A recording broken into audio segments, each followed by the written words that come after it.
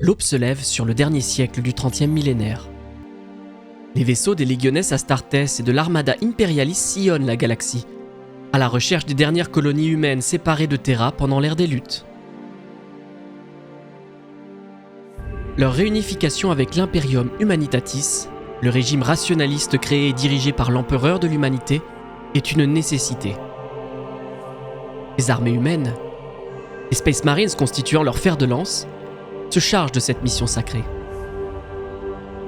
La Grande Croisade, vaste opération militaire intergalactique, bat son plein depuis un siècle à travers la Voie lactée. Son territoire devient gigantesque, à tel point que le traverser, même en naviguant à travers les courants indomptables du Warp, peut prendre des mois. Et tandis que chaque planète se conforme au dogme de la vérité impériale, sous peine de rétribution sanglante de la part des armées de l'empereur, des murmures se font entendre.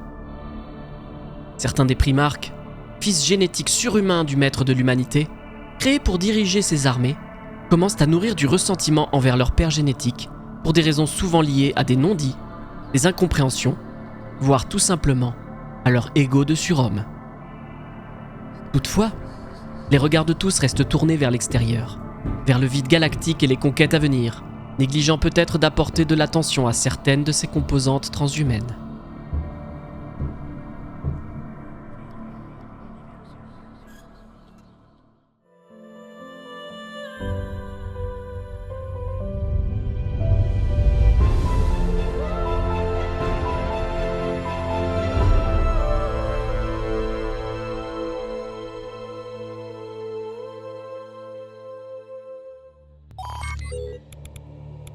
Le premier événement marquant de ce nouveau siècle est la création du temple de l'empereur Sauveur.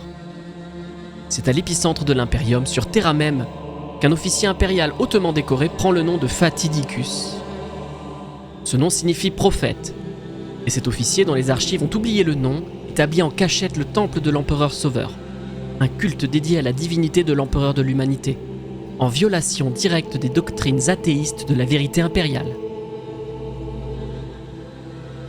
Malgré le caractère proscrit de ce culte, celui-ci va se répandre rapidement à travers l'Imperium, notamment via l'armée impériale ou d'autres cultes vénérant l'empereur Dieu, comme par exemple celui du Lexio Divinitatus, basé sur le livre éponyme écrit de la main même du primarque Lorgar et Worldbearers.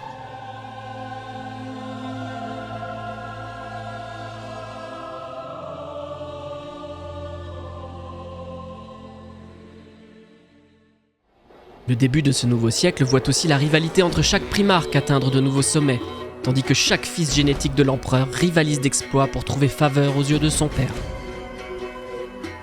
Le primarque des Space Wolves, les Manrus, excelle à ce jeu tandis que sa légion va de victoire en victoire à travers la galaxie. Seuls ses frères Horus et Lionel Johnson revendiquent davantage de victoires à cette période, ce qui constitue une source de frustration permanente pour les Manrus. C'est sur la planète de Dulan, où les Dark Angels et les Space Wolves se battent côte à côte, que cette frustration atteint son paroxysme. Le tyran de Dulan, Durat, a personnellement insulté l'empereur, sacrifiant des milliers d'émissaires impériaux à la gloire de son maître démon, et les primarques désirent tous les deux abattre l'hérétique.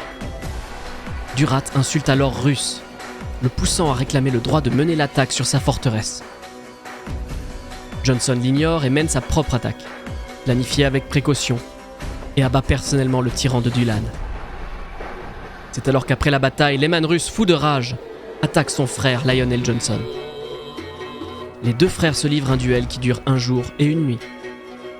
À la fin, voyant le ridicule de la situation, les Manrus cessent d'attaquer, ce qui permet à Lionel Johnson de l'assommer. Le primarque des Dark Angels considère alors son honneur sauf.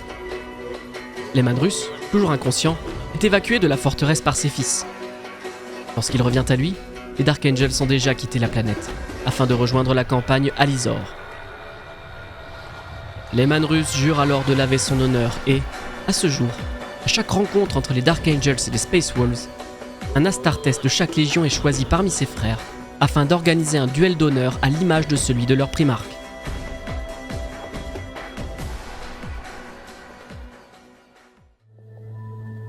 Ailleurs dans la galaxie, lors d'une campagne de maintien de l'ordre livrée par la Légion des Ultramarines sur le monde de Tarsis, Contre des adversaires mystérieux, le primarque Robot Guilliman est pris par surprise par un assaillant inconnu. Il est sauvé in extremis par un soldat natif de la planète. Dans une démonstration suprême d'humilité, le primarque s'agenouille devant son sauveur et jure solennellement que si son monde se retrouve un jour en besoin d'assistance, les Ultramarines répondront à l'appel. Un temple est construit dans la capitale planétaire d'Erebus, et il arborera la fresque de Tarsis, une mosaïque aux proportions énormes, peinte par un artiste inconnu et recouvrant intégralement ses murs. Cette fresque relate les événements ayant eu lieu durant la Grande Croisade, et en signe de gratitude envers les Ultramarines et Robot Guilliman, la planète se renommera Tarsis Ultra.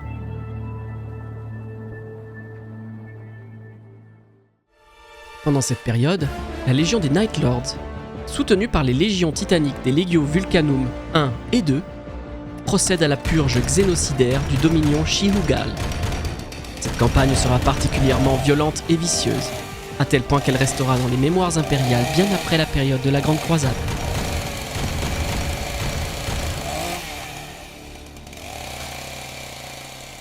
Pendant la campagne d'intégration de Tétonus à l'Imperium, la Légion des Luna Wolves fait face à une menace Xénos dont l'identité sera effacée des archives impériales.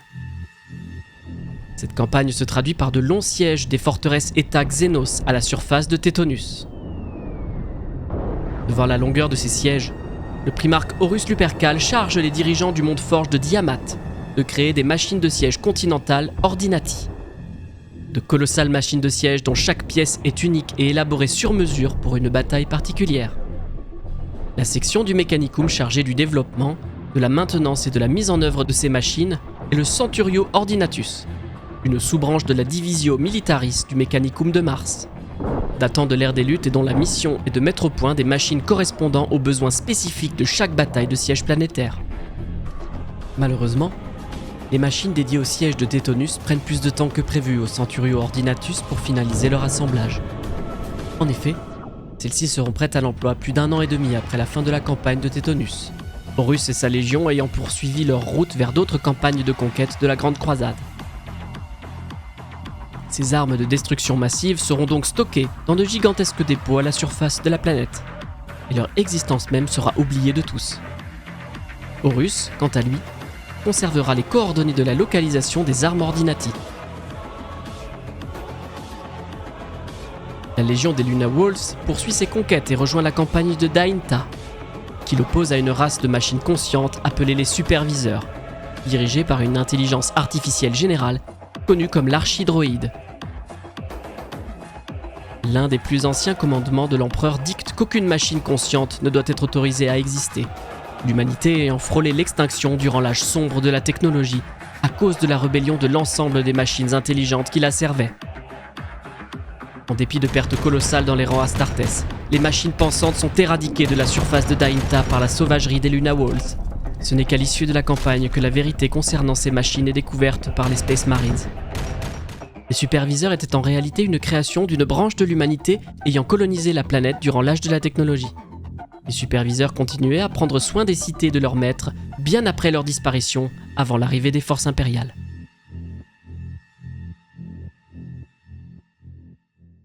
Parmi les événements du début du siècle, figure une campagne réalisée par l'Alpha Légion contre un adversaire inconnu. Les archives ne mentionnent aucune information supplémentaire quant à cet engagement des Astartes, si ce n'est l'inéluctable victoire impériale. Un autre engagement de l'Alpha Légion a lieu peu de temps après, dans les mondes de Fernius. La Légion est accompagnée par une composante de l'armée impériale, appelée le Spartocide Géno 760. Ce régiment amélioré génétiquement et à l'entraînement impeccable jouera un rôle prédominant dans les conquêtes des mondes de Fernius, dont les archives ont également perdu le détail de l'intervention. Une troisième action de conquête impériale a lieu à la même époque et implique cette fois l'Alpha Légion livrant bataille aux côtés de la Death Guard. Une fois encore, les archives impériales ne comportent aucun détail des affrontements. Les magos impériaux chargés de l'archivage des données de la Grande Croisade relèveront régulièrement des données parcellaires, voire manquantes dans les campagnes livrées par l'Alpha Légion. Aucune raison ne sera trouvée à ces lacunes et seules des suppositions persisteront.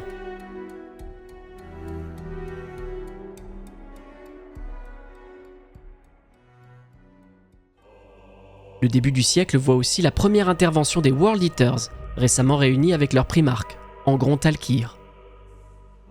Ils interviennent dans le secteur Golgotha, une désolation stellaire située dans le cœur galactique du Segmentum Ultima, à proximité d'une gigantesque faille warp connue comme le Maelstrom. La 12e Légion pénètre dans le secteur Sarum et rencontre le monde forge du même nom, qui est assiégé par un empire abhumain, connu comme la Confrérie de la Ruine. Les World Eaters lancent immédiatement un assaut brutal sur les abhumains et les massacrent. Le culte Mechanicum Red Jack, en signe de gratitude envers la Légion d'Angron, lui jure plusieurs serments de loyauté. Des pactes de protection et de soutien mutuel sont signés. Ces accords permettent aux World Eaters et à ses tech marines de bénéficier d'une source d'armement et d'approvisionnement bien au-delà des sphères intérieures de l'Imperium. La campagne qui suivra durera 7 années standard, et pas moins de 48 mondes seront ravagés et détruits par les World Eaters, tandis que 7 espèces xénos distinctes, dont les vampiriques lacrymoles, seront exterminés. La 12e Légion tracera un sillage de destruction à travers le secteur Golgotha, allant même jusqu'à s'aventurer à l'intérieur du Maelstrom. La campagne de Golgotha sera marquée par la libération de la planète Alpha Shalish. Celle-ci est infestée par les vampires lacrymoles, et tandis que la 203e flotte expéditionnaire, son fer de lance constitué par les World Eaters, se pose sur le monde, les Xénos comprennent qu'ils sont condamnés. Les commémorateurs de la flotte archiveront l'intervention des Astartes comme un assaut fulgurant et empli de fureur vertueuse, nettoyant la planète de l'engeance Xénos avec une extrême application.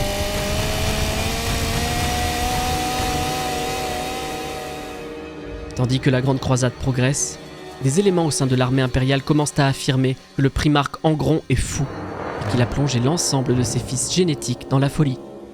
Ces voix, d'abord de simples chuchotements, se font plus fortes, tandis que les mécontentements et les demandes de censure à l'égard d'Angron commencent à circuler à travers l'Imperium. Les plaintes à l'égard du primarque se multiplieront, tandis que les nouvelles qu'Angron aurait ordonné à son apothécarion de mener une large campagne de psychochirurgie visant à implanter les crocs du boucher à l'ensemble de sa légion se répandent. Cette chirurgie, ordonnée par Angron, résultera en une nuit de bains de sang extraordinaire, tandis que l'ensemble de la population planétaire de Gena, qui s'est rebellée contre son gouverneur planétaire impérial, est éliminée de la surface de la planète. Les cris psychiques de la population agonisante sont entendus par les astropathes à plus d'un demi-secteur stellaire de Gena.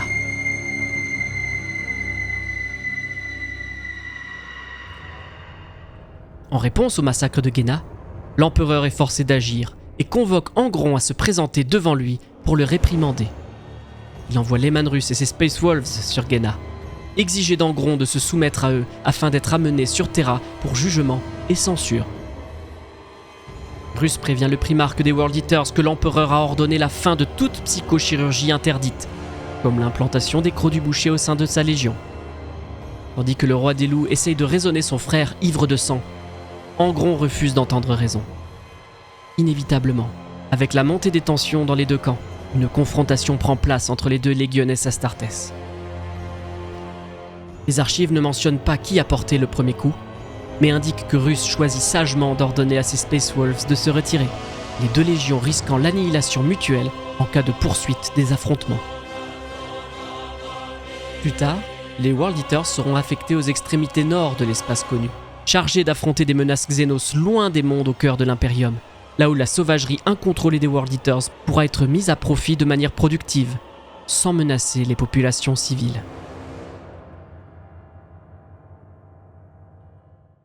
Le début de ce nouveau siècle, à travers les nombreuses autres campagnes de conquête et d'assimilation, voit survenir deux événements particulièrement marquants. L'émergence d'une religion vénérant l'empereur Dieu, en dépit des préceptes de la vérité impériale. Les efforts impériaux pour traquer et punir les prosélytes de ce nouveau dogme seront mis en échec par la vitesse à laquelle celui-ci se propage à travers les flottes expéditionnaires, ainsi que par la protection dont bénéficieront ceux qui proclament ce nouveau culte au sein des armées impériales. Le second événement voit le premier affrontement archivé entre légionnes Astartes, un événement auparavant impensable tant par le caractère fraternel de leur primarque que par le sens du devoir des légionnaires, et qui, pourtant, surviendra facilement tandis qu'un primarque refusera d'obéir aux ordres de son père. Le haut commandement impérial considérera cet événement comme un incident isolé et ne s'inquiétera pas outre mesure, confiant en la loyauté des primarques et en la discipline à toute épreuve des légionnaires Astartés.